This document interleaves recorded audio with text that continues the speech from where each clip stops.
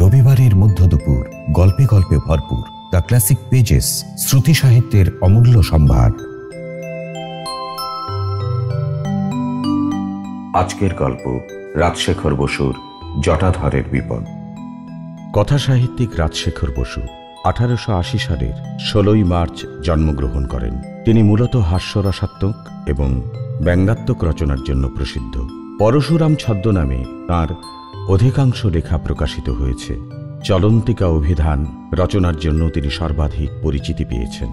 গড্ডলিকা, গজ্জলি, হনুমানের স্বপ্ন তাঁর উল্লেখযোগ্য গল্পগ্রন্থ। রামায়ণ এবং মহাভারত নিয়ে কাজ করেছেন তিনি। সাহিত্যকর্মের জন্য স্বীকৃতিস্বরূপ রবীন্দ্র পুরস্কার, পদ্মভূষণ, সাহিত্য আকাদেমি পুরস্কার পেয়েছেন। 1960 সালের 27 এপ্রিল তিনি পরলোক গমন করেন। আজকের গল্প রাজশেখর বসুর জটাধরের বিপদ। ধূমপান স্বাস্থ্যের পক্ষে ক্ষতিকর। Smoking is injurious to health. মদ্যপান স্বাস্থ্যের পক্ষে ক্ষতিকর। Alcohol consumption is injurious to health.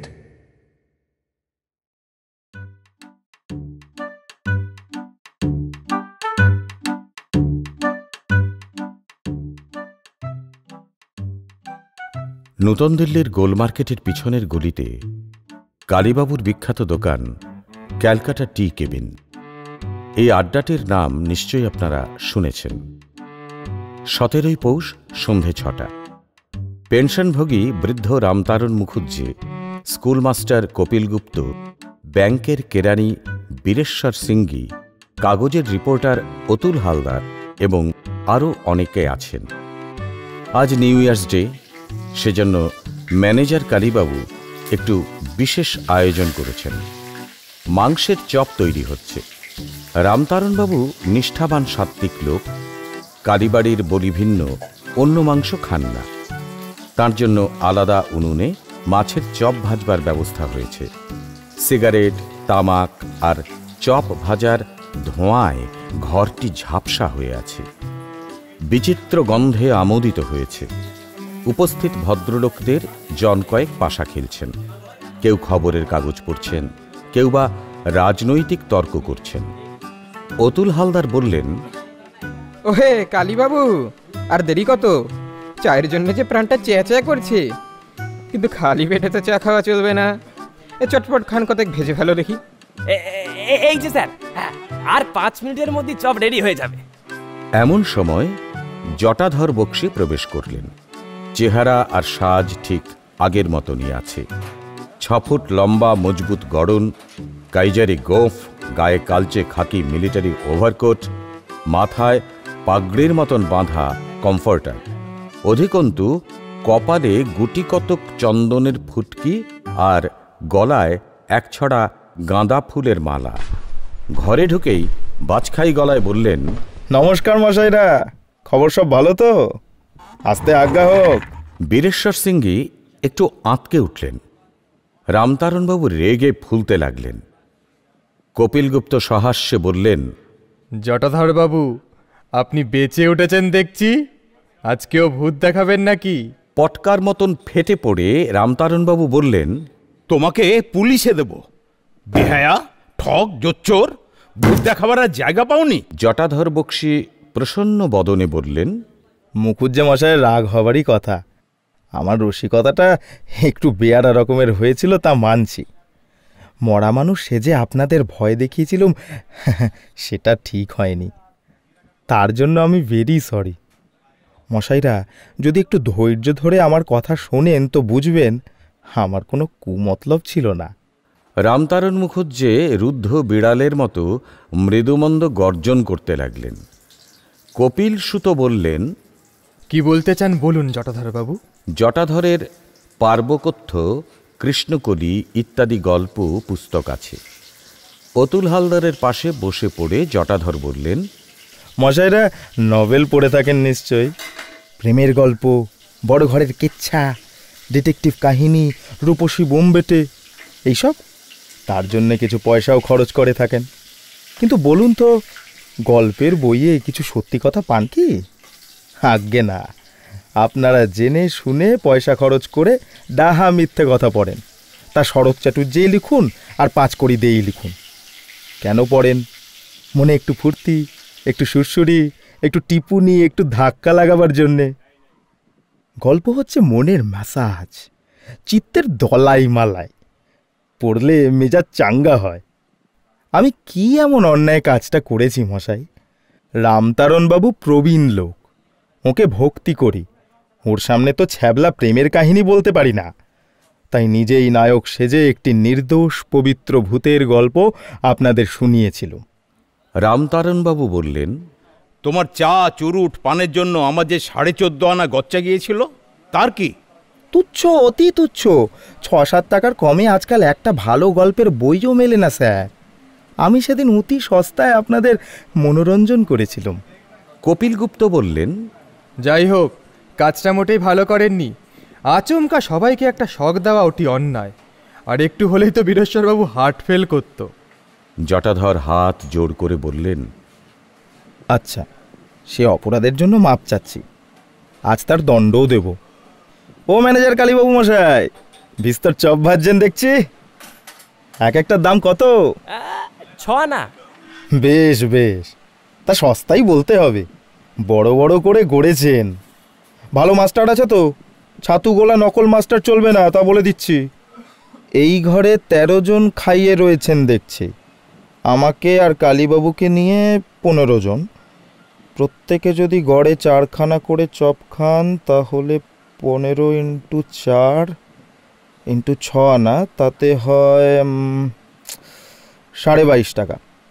তার সঙ্গে চা, কেক, পান, তামাক ইত্যাদিও ধরুন। এখন হলো আপনাদের মোট 35 টাকা। থামুন, আমার পুঁজি কত আছে দেখি। জটাধর পকেট থেকে মানি ব্যাগ বার করলেন এবং টাকা গুনে বললেন, ও হয়ে যাবে, আমার কাছে গোটা 50 টাকা আছে। কালীবাবু, আপনি কিছু বেশি করে মাল তৈরি করুন। এখন মশাইরা, দয়া করে আমার সবিনয় নিবেদনটি শুনুন। আজ আপনারা সবাই আমার গেস্ট। আমার খরচে সবাই খাবেন। না না, কোনো আপত্তি শুনব না। আবার অনুরোধটি রাখতেই হবে, নইলে মনে শান্তি পাবো না। কপিল গুপ্ত বললেন, ব্যাপার কি জটাধর বাবু, এত দিলদরিয়া হলেন কেন? জটাধরের মোটা গোঁফের নিচে একটি সলজ্জ হাসি ফুটে উঠল। ঘাড় চুলকে মাথা নিচু করে বললেন, আপনারা হলেন ঘরের লোক, আপনাদের বলতে বাধা কি? কি জানেন, আজ বড় আনন্দের দিন। আজ আমার শুভ বিবাহ। রামতারণ বললেন, পৌষ মাসে শুভ বিবাহ? কিরকম? তুমি ব্রাহ্ম না খ্রিস্টান? আজ বিবাহ তো তুমি এখানে কেন?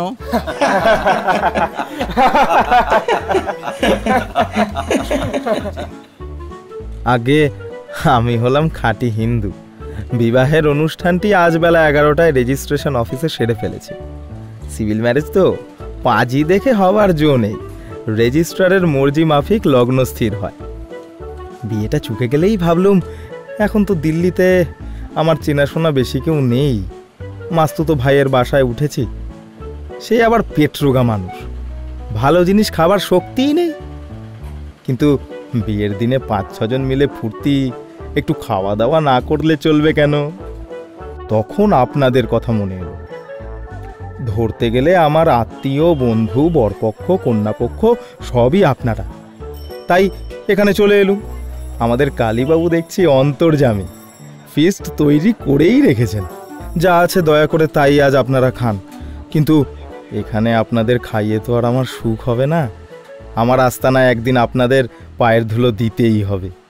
বউ ভাত খেতে হবে। বেশি কিছু নয়, 4টি পোলাও, একটু মাংস, একটু পায়েস, আর ঘন্টিওয়ালার দোকানের জাহাঙ্গীরি বালুশাই।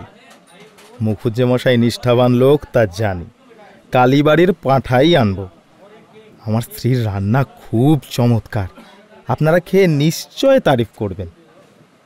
আরেকটি নিবেদন আছে স্যার, এখানকার মিউনিসিপ্যাল অফিসে একটা কাজের চেষ্টা করছি, সার্ভেয়ার আমিনের পোস্ট। মুখুজ্জেমশাই দয়া করে একটু সুপারিশ করেন তো এখনই কাজটি পেয়ে যাই। ওকে সবাই খাতির করে কি না? রামতারণবাবু বললেন, তা না হয় একটা সুপারিশপত্র লিখে দেওয়া যাবে, কিন্তু একটা কথা জিজ্ঞাসা করি, তোমার বয়স তো ৪৫-এর কাছাকাছি মনে হচ্ছে। এখন দ্বিতীয় পক্ষ বিবাহ করলে নাকি? আগে না স্যার, এই সবে প্রথম পক্ষ। এতদিন নানা জায়গায় ঘুরে বেরিয়েছি, বিবাহের রুচিও ছিল না। ভেবেছিলাম নির্ঝঞ্ঝাটে জীবনটা কাটিয়ে দেব, কিন্তু তা হলো না। শেষটায় বন্ধনে জড়িয়ে পড়লুম। শুনবেন সব কথা স্যার? বেশ, তা শোনাই যাক তোমার কথা, অবশ্য যদি গোপনীয় কিছু না হয়। জটাধর জিভ কেটে বললেন, আমার জীবনে গোপনীয় কিছু নেই। এই জটাধর বক্সি একটু আমুদে বটে, কিন্তু খাঁটি মানুষ, চরিত্রে কোনো কলঙ্ক পাবেন না। ও ম্যানেজার কালীবাবু, আপনি খাবার পরিবেশন করুন, খেতে খেতেই কথা হবে। শুনুন মশাইরা, যুদ্ধের সময় সত্যি আমি নর্থ বার্মায় মিলিটারিতে চাকরি করতাম। ৪২ সালের গোড়ায় যখন জাপানিরা রেঙ্গুনে বোমা ফেলতে লাগলো, তখন ইংরেজের ওপর আর ভরসা রইল না। প্রাণের ভয় আমরা সবাই পালালুম। টামু ইম্ফল রোড দিয়ে দলে দলে নানা জাতের মেয়ে, পুরুষ, ছেলে, বুড়ো চলল। রোগে আর অপঘাতে কত যে মারা গেল তার আর সংখ্যা নেই। কাগজে সেসব কথা পড়েছেন আপনারা। অনেক কষ্টে আমি যখন বার্মা বর্ডার পার হয়ে ইম্ফলে এলুম, তখন একটি মেয়ে আমার শরণাপন্ন হলো। বড় করুণ কাহিনী তার। অল্প বয়সে অনেক দুঃখ পেয়েছে। স্বামীর নাম বলহরি জোয়ারদার। রেঙ্গুনে তার মোটর মেরামত কারখানা ছিল, ভালোই রোজগার করত। জাপানিরা তাকে জোর করে ধরে নিয়ে গেল। তাদের মোটর মেকানিকের বড় অভাব ছিল কিনা। যাবার সময় বলহরি তার বউকে বলল, অচলা, চললুম, এ জীবনে হয়তো আর দেখা হবে না। তুমি যেমন করে পারো পালাও, দেশে ফিরে যাবার চেষ্টা করো।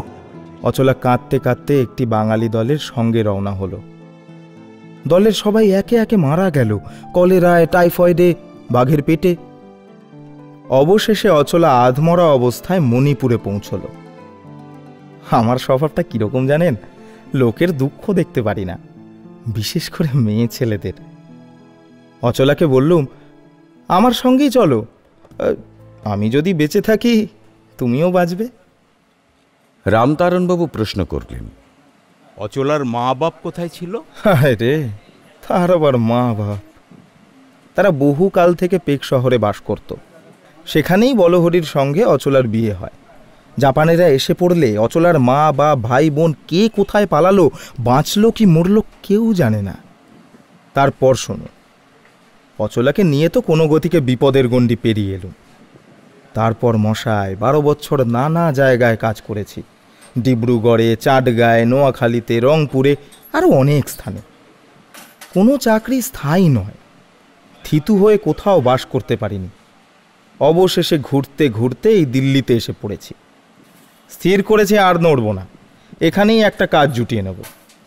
কাজের জোগাড়ও প্রায় হয়েছে। এখন মুখুজ্জে মশাই একটু দয়া করলেই পেয়ে যাব। হ্যাঁ, কন্ট্রাক্টর সেকেন্দার সিংকে আমি বলবো, তার ইনফ্লুয়েন্স আছে, সে তোমার জন্য চেষ্টা করবে।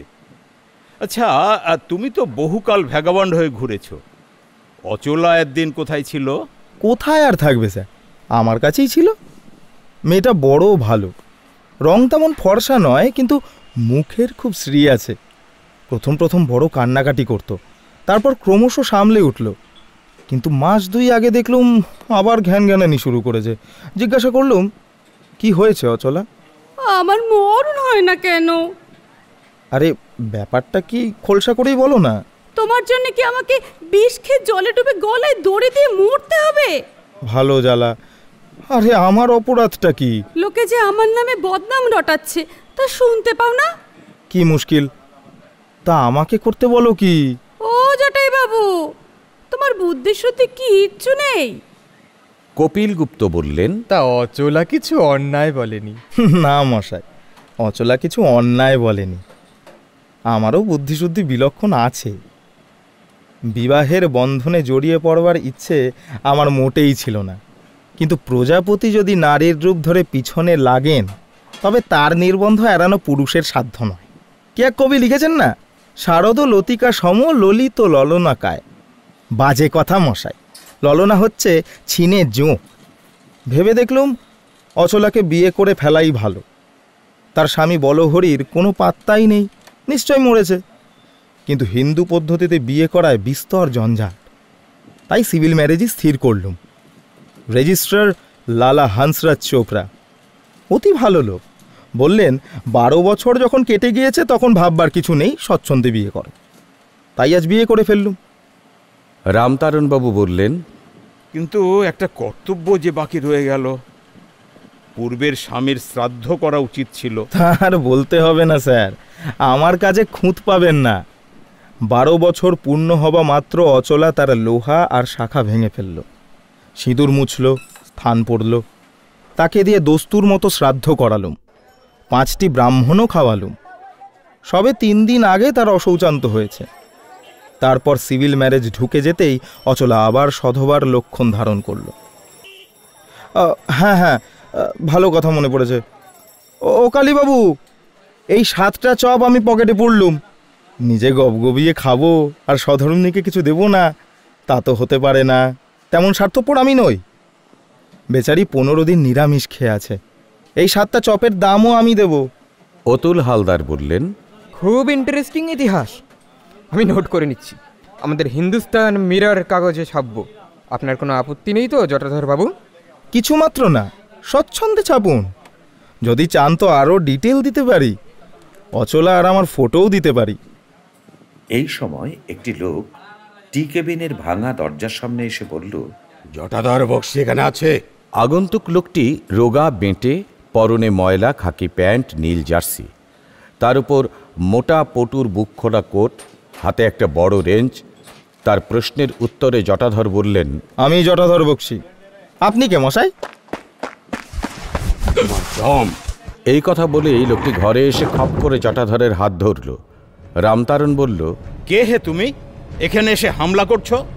জানো এ হলো ট্রেসপাস, ক্রিমিনাল কেস। নাম কি তোমার? আমার নাম বলহরি জোয়ারদার। দরকার এই শালা জটাধরের সঙ্গে। আপনাদের কিছু বলছি না মশাই, আমার স্ত্রীকে নিয়ে এই জটা শালা পালিয়েছে। হ্যাঁ, অবাক কাণ্ড। তুমি অচলার ভূতপূর্ব স্বামী নাকি? শুধু ভূতপূর্ব নই মশাই, দস্তুর মতো জলজান্ত বর্তমান স্বামী, ভবিষ্যতেও স্বামী। এই পাজি জটে শালাকে যদি জেলে না পাঠাই তো আমার নাম বলহরি জোয়ারদার নয়। এ তো আচ্ছা ফ্যাসাদ। কি হে জটাধর, এখন করবে কি? আমার সর্বনাশ হবে স্যার, আপনি একটা ফয়সলা করুন। এই বলে জটাধর রামতারণের পা ধরলেন। রামতারণ বললেন, স্থির হও জটাধর, এসব ব্যাপারে মাথা ঠান্ডা রাখা দরকার। মীমাংসা তো অচলার হাতে। সে যদি বলে এই লোকটিই তার স্বামী, তবে আর কথা নেই, তোমাকে তাই মেনে নিতে হবে। ও জোয়ারদার মশাই, আপনি অচলার সঙ্গে দেখা করেছেন? আর আপনাকে বলতে হবে না, তার কাছ থেকেই তো আসছি। আমাকে দেখে মাগে বেদম কান্না শুরু করেছে। আমি ধমক দিতে বলল, জটাই বাবুকে ডেকে আনো, তার অমতে কিচ্ছু করতে পারবো না। ও জটাই যেন তার গুরু ঠাকুর। ব্যাপারটা বিশ্রী রকম জটিল হলো দেখছি। অচলা যদি জটাধরের কাছেই থাকতে চায় আর বলহরি তাতে রাজি না হয়, তবে তো মহা ফ্যাসাদ, আদালতের ব্যাপার। কিন্তু বেআইনি কাজ তো কিছুই হয়নি। নষ্টে মৃতে প্রব্রাজতে একটা শাস্ত্রবচন আছে না? 12 বছর কেটে গেলে রীতিমতো শ্রাদ্ধ শান্তির পরে অচলার পুনর্বিবাহ হয়েছে। এক্ষেত্রে ভূতপূর্ব স্বামীর ফিরে আসাই অন্যায়। এনক গার্ডেনের মতো মানে মানে সরে পড়াই উচিত ছিল। কি কথাই বললেন মশাই, প্রাণ জুড়িয়ে গেল। নিজের স্ত্রীর কাছে আসবো না তো এই জোটেকে দেখে জিভ কেটে পালাবো নাকি? আমি এই বলহরি জোয়ারদার মশাইকে খেসারত হিসেবে কিছু টাকা দিতে রাজি আছি। এখন 50 দিতে পারি, বাসায় গিয়ে আরো 50। চুপ রহো সোয়ার। 100 টাকায় আমার বউ কিনতে চাও? একটা পাঠিও দামে মেলে না। ওহে জোয়ারদার, একটু বুঝে সুঝে হম্বিতম্বি করো। তুমি তো তাল পাতার সেপাই। জটাধরের চেহারাটি দেখেছো তো? এক চড়েই তোমাকে সাবার করতে পারে। চড় মারলেই হলো। দেখছেন না, বেটা ভাই কে চয়ে আছে? 5টি বছর মান্ডুরিয়ার জাপানিদের কাছে ছিলাম মশাই। জুজুৎসুর প্যাচ ভালো করে শিখেছি। তারপর চীনেদের সঙ্গে 7 বছর কাটিয়েছি। ছাড়তে কি চায়? 3টে কমরেডকে গলা টিপে মেরে পালিয়ে এসেছি। জটাধরকে 2টি আঙ্গুলের টোকায় কাত করতে পারি। চল চল হতভাগা, চল চল চল। কাঁচপোকা যেমন প্রকাণ্ড আরশোলাকে ধরে নিয়ে যায়, তেমনি বলহরি জোয়ারদার জটাধরের হাত ধরে হিড়হিড় করে টেনে নিয়ে চলে গেল। রামতারণ মুখুজ্জে দীর্ঘ নিঃশ্বাস ফেলে বললেন, এমন বিপদেও মানুষ পড়ে। আহা বেচারা, আজ দুপুরে বিয়ে করেছে আর সন্ধ্যাবেলায় এই বিশ্রী কাণ্ড। অচলা মেয়েটার জন্যে সত্যি দুঃখ হচ্ছে।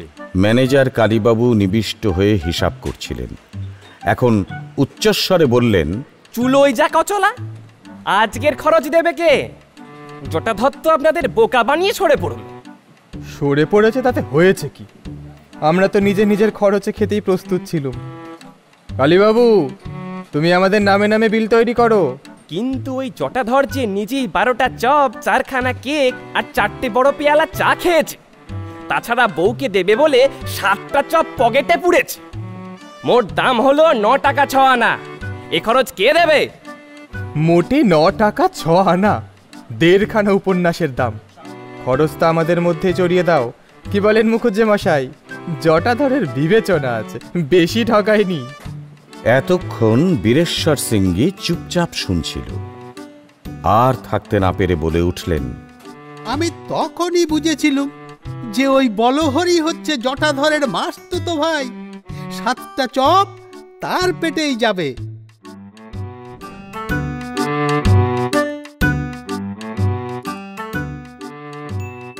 শুনলেন রাজশেখর বসুর লেখা জটাধরের বিপদ।